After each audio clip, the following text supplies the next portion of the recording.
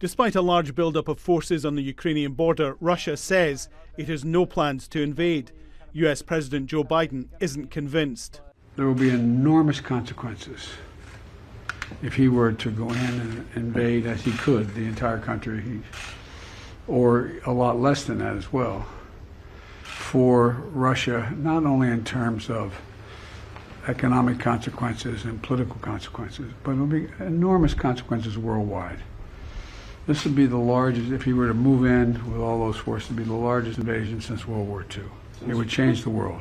Weapons are already being shipped to Kyiv, part of a $200 million US aid package, and more Marines are being sent to protect the embassy in the city. If Russia decides to come into Ukraine, it will be a disaster for Russia. 8,500 US troops are on heightened standby, ready to move at short notice if European NATO allies need backup.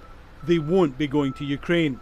Joe Biden held a video conference with European allies to shore up support for diplomatic and economic responses. His actions getting a surprise vote of confidence from Republicans on Capitol Hill. They're prepared to take steps before an incursion, not afterwards.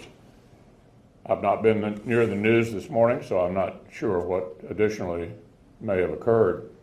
But it appears to me the administration is moving in the right direction. But there are calls for stronger action against Russia now, saying this acts as a warning to others. So sanction him now, build up NATO, and do not give in to this bully. If we get Ukraine right, it can reset the world.